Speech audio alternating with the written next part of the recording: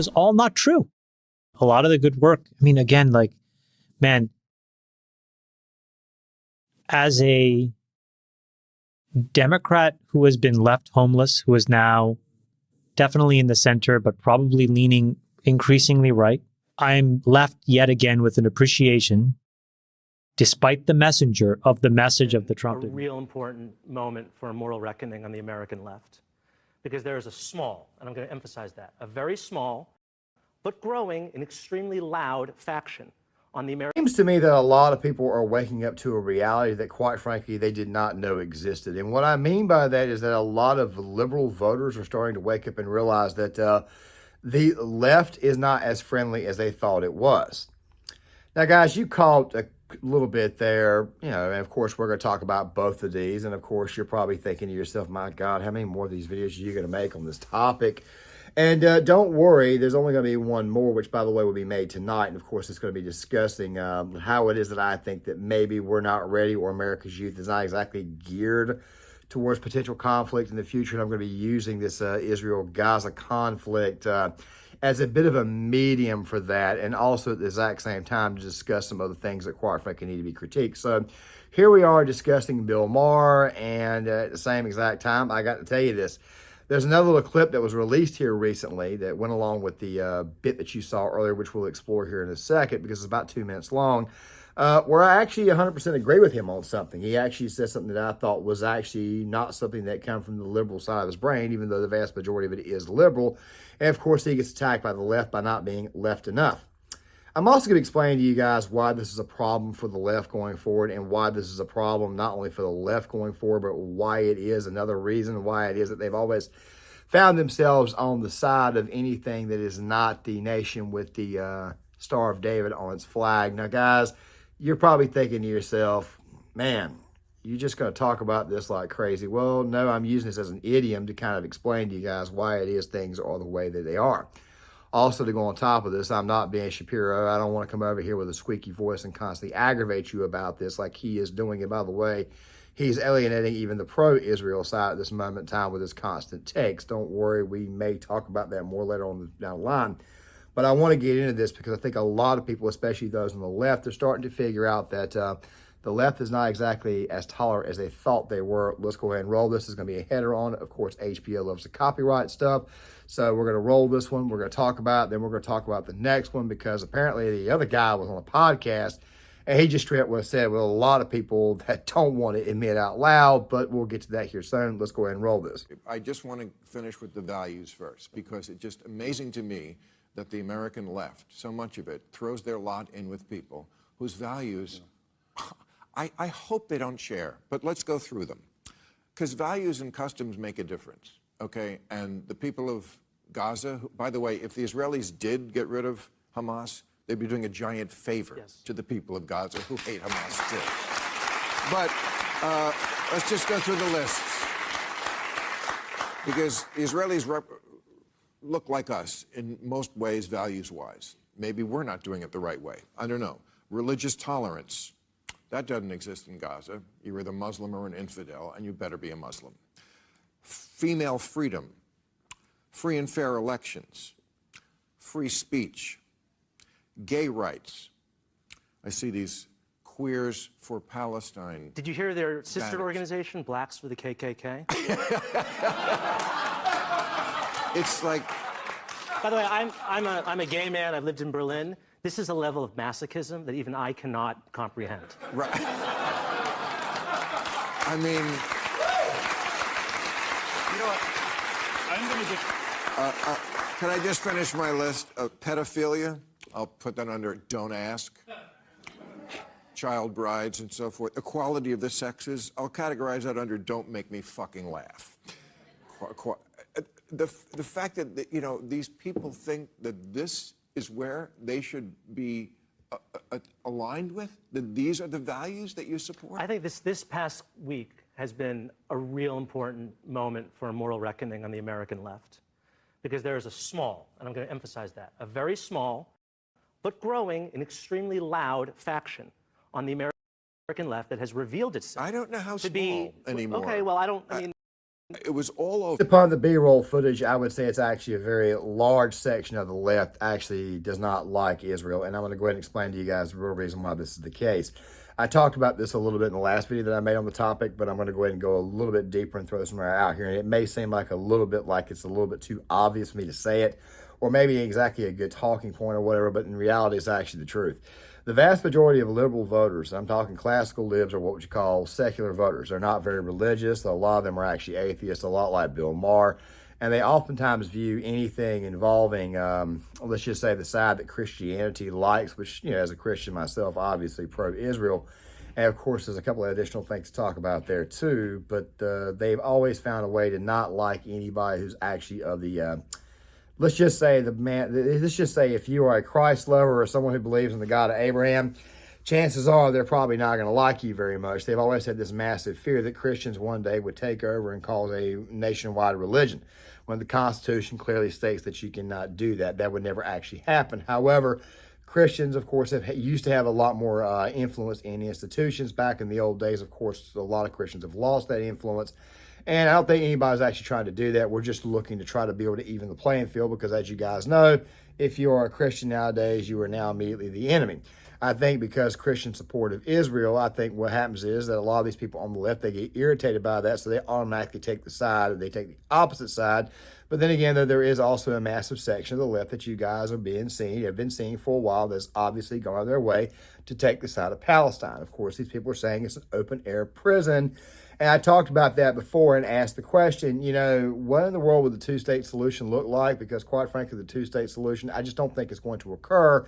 And Israel has given land, offered land to them. They actually withdrew from the negotiations over the Gaza Strip deal.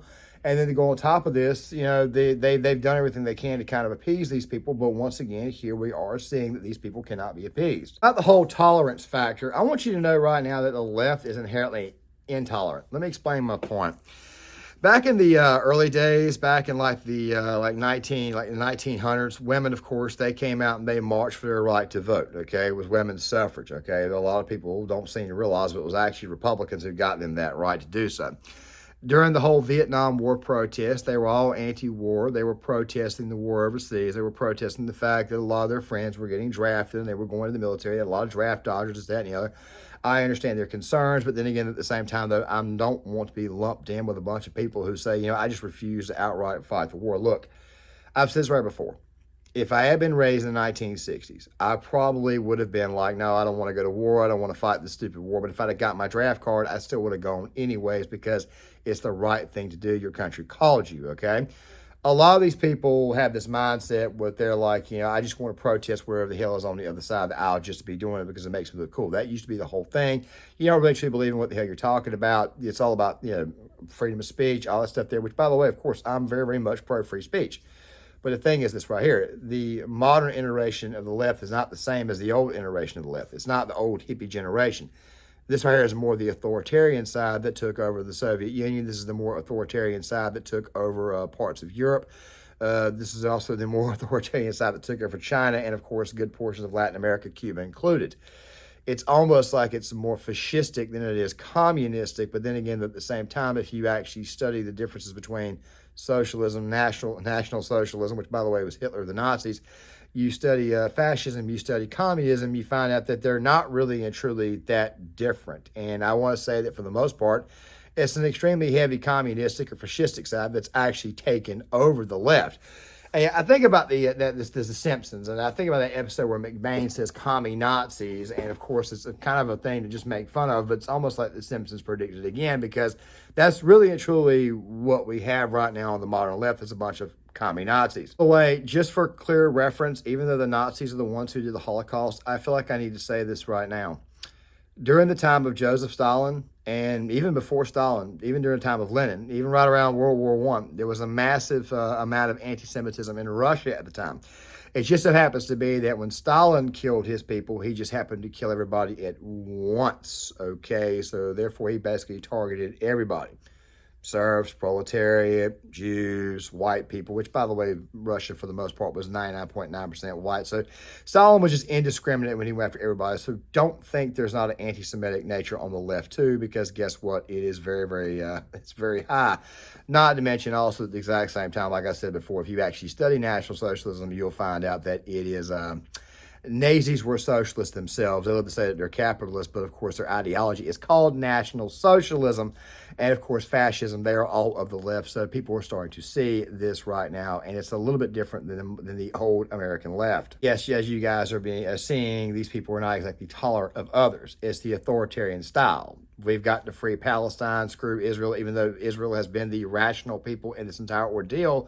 And they've tried to give the Palestinians land before, even pretty much gave them the Gaza Strip. And of course, we're seeing now that nothing ever satisfies these people. It's just the way they are. Then we get the case of this guy here. Now, guys, I'm going to play part of this. We're going to come back on the other end because obviously regret for voting for him. Obviously, regret for what you vote for is starting to play out. And this right here is probably going to be a bigger sentiment over the course of the next year.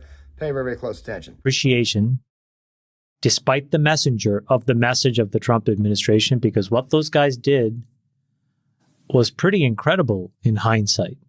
These Abraham Accords, the accords with Israel and the GCC, the almost accord between Israel and Saudi,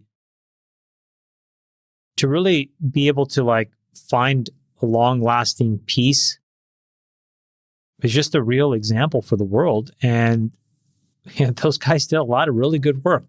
And it's a miracle, actually, when you look at it. What they did, despite the fact, listen, I'm no fan of Trump, and I am too homeless. But this is where, it's a political party. But if you want to objectively look at what they did, there was good work. It was great work.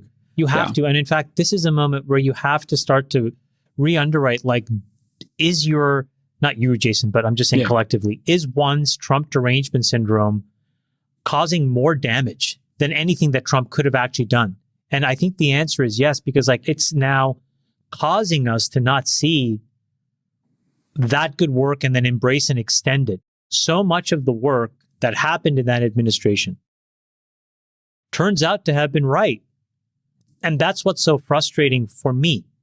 The work on the border wall. We didn't like the messenger, so we killed the message. Turned out it was right. Issuing long-term debt to refinance when rates were at zero. We didn't like the messenger, so we killed the message. A structural peace in the Middle East. We didn't like the messenger, so we killed the message. When are we going to stop shooting ourselves in the foot? And when are we going to actually see and take the time to look past who is saying things and actually listen to them word for word? I'll give you an example. I started to tweet 3 links a day over the past 3 days. And the only reason I did that was I thought things were so hyper contentious and hyper partisan that I just wanted to show a few sides, right? And one day people are waking up to the fact that the 4 years that Donald Trump was in office, or at least all the way up to the 2020, all the way up to coronavirus, which, by the way, I keep saying, by the way, of course, I normally say actually a lot too. And of course, some people even get irritated, but quite frankly, I don't care about them. The thing is this right here, though, 2020, a lot of people got frustrated with the situation, especially the situation involving C-19. They got frustrated with the lockdowns. And I've assessed that one of the reasons why it was that Trump lost was it was a massive not so much anti-Trump vote, but anti-COVID vote in which people who lived in areas that were locked down. I want you to remember something really quick.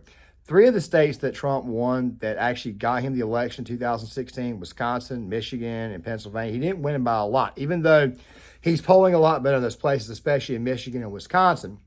The thing is this right here, though. Those places had Democrat governors in 2020. They had Republican governors in 2016 when Trump got elected. Of course, they all left office in 2018.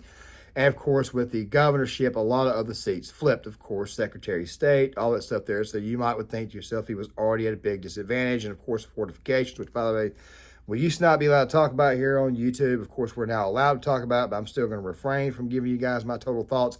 But one thing is actually the truth. These states were actually locked down, so there was already a massive anti-COVID vote. And they figured that they went out there and voted for someone like Biden, the lockdowns, the crap would actually end. Of course, they found out shortly after they voted for him that this right would not exactly be the case. Not all of these voters were actually liberal. This guy right here, of course, he was a little bit more on the classical liberal side a little bit more moderate. And now that he has seen the looniness of the world, he did not realize that the left was this off the rails, that they were this unhinged. Let's watch some more. We'll come back on the other end and we'll go ahead and close this video out because, yeah, as you guys can see, this is obviously going to be a problem for these people going forward. The ADL, who I thought had a very powerful message, and one was from Mike Flynn. And his message was also actually pretty powerful if you just read it.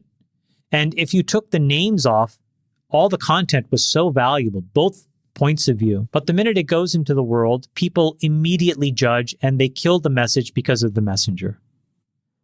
And this is exactly a moment where you have an opportunity to just stop doing that because the stakes are so high. It's infuriating, actually, quite honestly. It's infuriating to see it. We had this last week on the show when we were talking about reducing spending. Matt Gaetz is not the perfect messenger, but his message was the message we've been talking about, which is, hey, we have to control spending. So I can understand people not liking Matt Gaetz. There's a lot of things to not like about him. I can understand people not liking Trump. And get over it. Well, and then, it's bizarre that his son-in-law went to do all this work, but yet he did it and it had success. That's another example. It's weird if you send your son-in-law to do it, but I listened to the Lex Fridman podcast. Okay, you know what? It's not weird because at the end, if you listen to this podcast, the most important thing that is resoundingly obvious about Jared Kushner is that he is incredibly thoughtful and incredibly competent. And why did we have to spend years being fed all of these stupid lies? Because one can judge for oneself, but Jared Kushner is thoughtful, he's smart. And I thought to myself, I was fed all these lies for years about how this guy was like moping around in the shadows and this and that. And it was all not true.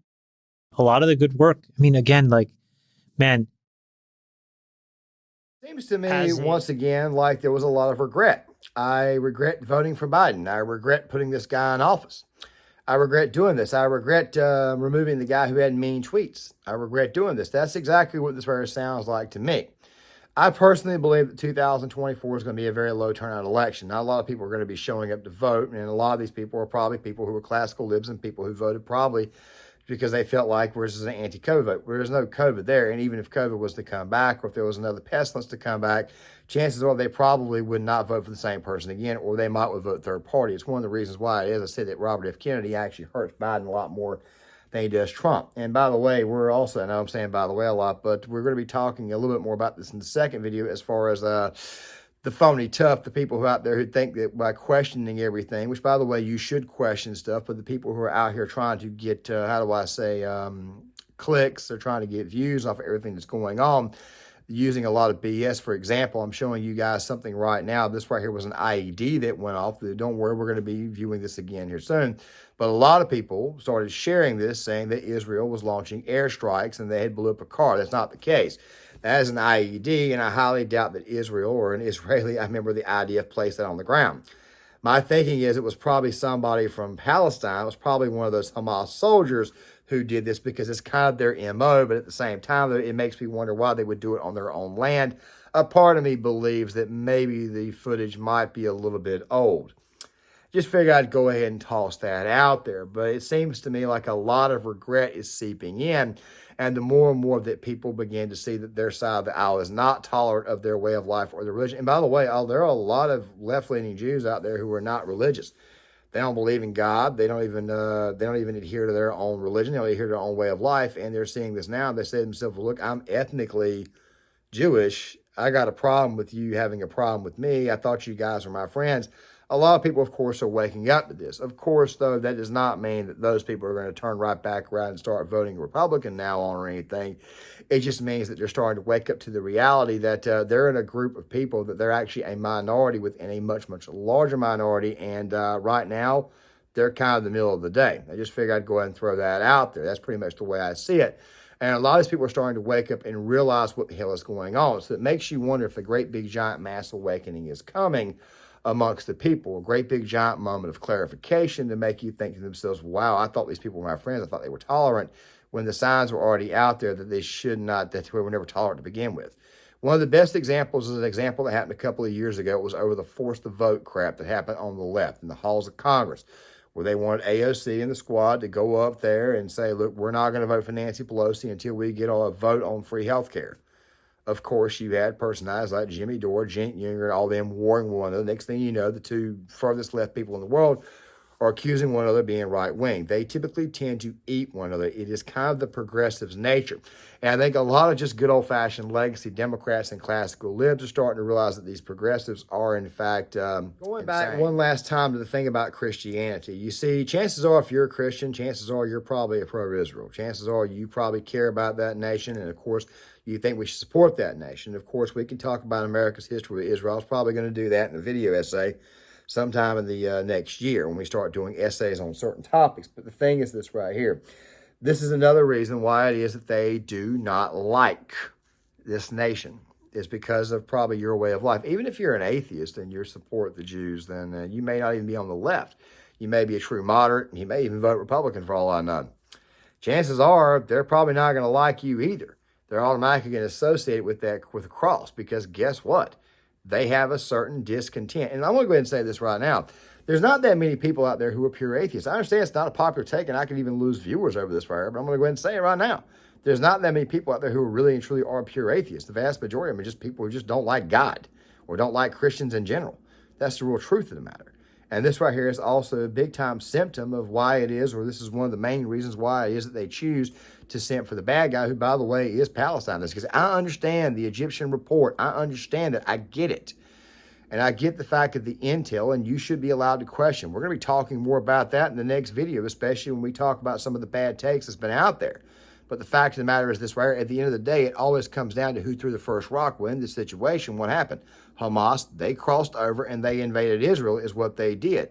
Took 260 hostages, started killing civilians, and of course, Israel decided to respond in turn. Now, I want to go ahead and say this because there's where it's really, really evident these people have a mental issue.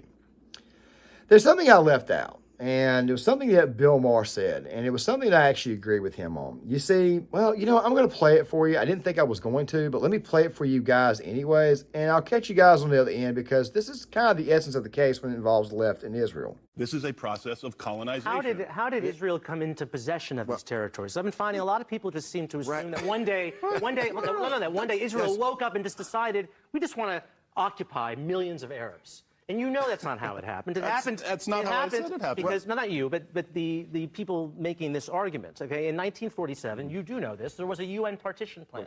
2 states for 2 people. The Jews accepted it, the Arabs rejected it. And they launched a war on a nation of Holocaust survivors to try to push them into the sea. And then in 1967, another similar war to push the Jews into the sea. In defense of their own land, Israelis came into possession of the West Bank and Gaza Strip. Yeah, they're the right? only, We can understand that's how this happened. They're the only saying, people like, who, when they win a war, people go, "Oh, okay, do over. Yeah. Give it back." Yeah. Yeah. We tried to take it from you, and we failed. Let's go back to the day before the war started. You guys catch that part at the very end? You see, somebody's always going to try to bring up 1948, 1947, bring up everything that happened. They're going to continue to try to bring it up and try to play their case. And if they strike you, if they throw a rock at you, and you simply throw a rock back, they completely lose their minds. It's like they should be allowed to hit you, but you're not allowed to hit them. It makes me wonder if these people were bullied like crazy in high school, and their parents just simply never taught them to defend themselves. It makes me honestly wonder that. And that, by the way, that last part's the thing that I agree with Bill Maher. That's really and truly what this kind of looks like at the end of the day. It looks like these people are just pissed off that somebody fought back. I mean, I got to say this all the time. If somebody comes into your country and they kill 260 people and they're a foreign agent, they're a foreign power, what do? Do you just stand there and take it? Or do you seek retribution? That's the problem with these people. You see, they are all about getting retribution, but of course, when somebody actually fights back, they then begin to get upset. I will give you one final example, and this right here is where I'm going to end the video at. I got a person that I know that got into some heavy discussions about Trump, politics, disagreements, all that type of stuff there. And I'm not going to tell you what it is or anything like that. And of course, they just came out of the middle of nowhere. Spent a week down. It's just been a week with the person. Next thing you know, I'm in the car. They're driving around because I don't know the area. And I'm stuck inside the car. I'm in the passenger seat. I can't move. I can't walk out. But I got to keep hearing all the, you guys are uneducated, you're stupid. I mean, I didn't see this coming. I just got completely blindsided. That's kind of how these people are. They're cheap. They use very, very cheap tactics to hold you down. And of course, if you fight back in the process like I did, these people completely just completely lose their minds. It's just kind of how they are. Make sure you guys think and think on it. See, there's a situation that's actually occurred like that. The best thing you can do is just simply walk away from these people. They will eventually at some point in time ruin themselves. And I have a feeling that reckoning that, of course, many people were talking about, that Bill was even talking about, I have a feeling that reckoning is coming.